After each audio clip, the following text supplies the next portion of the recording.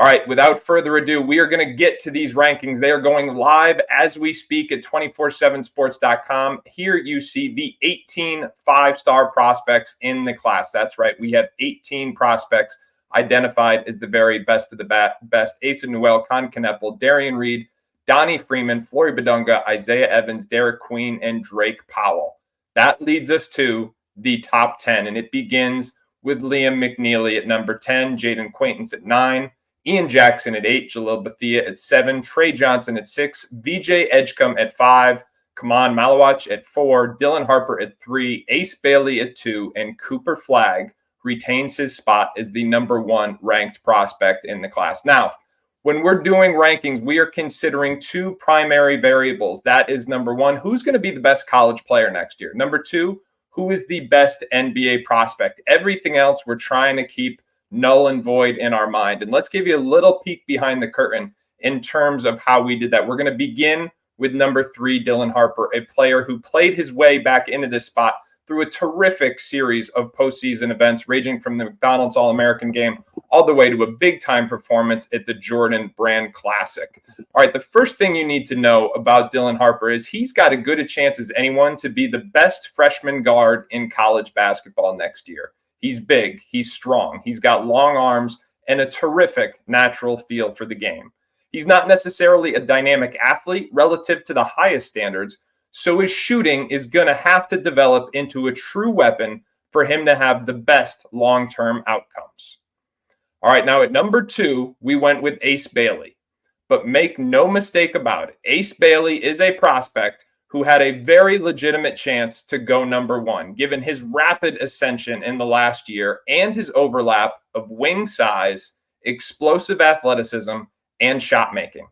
He's still got some inefficiencies in his game to figure out and a potentially bigger adjustment to the structure he'll have at Rutgers. But there are very legitimate star outcomes that are possible for him down the road. You even hear Tracy McGrady comparisons. And he, too, is a candidate to go very high in the 2025 NBA draft just 1 year from now.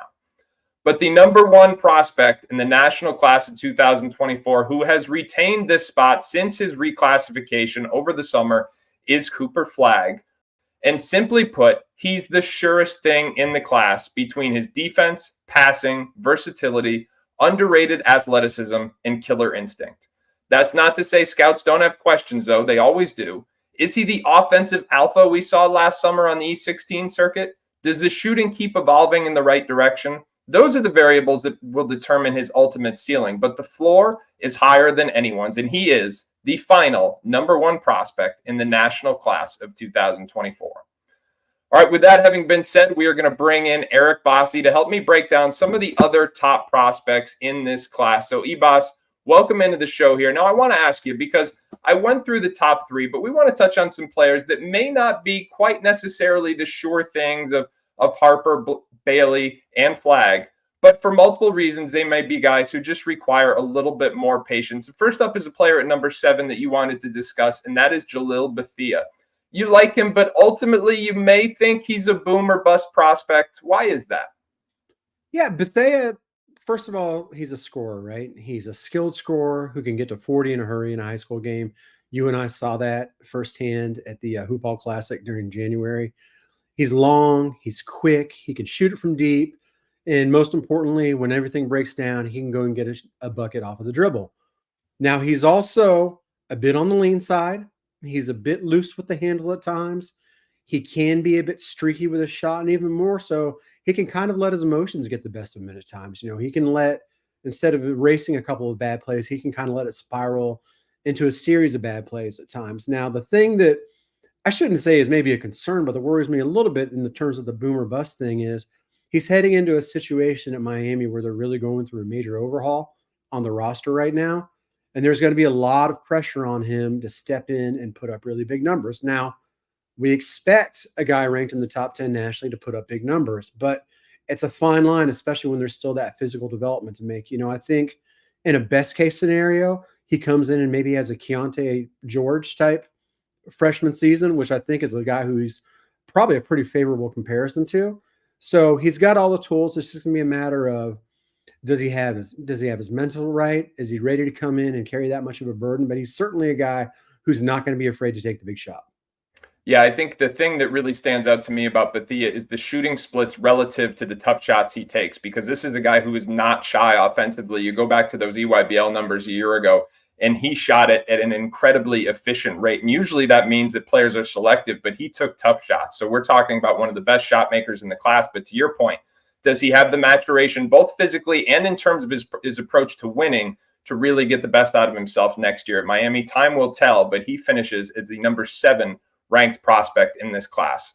All right, another player that you wanted to dive into was Jayden Quaintance. He finished inside the top 10 at number 9. He's headed to Arizona State, and he is the highest recruit for that program since 24/7 began its rankings back in 2000.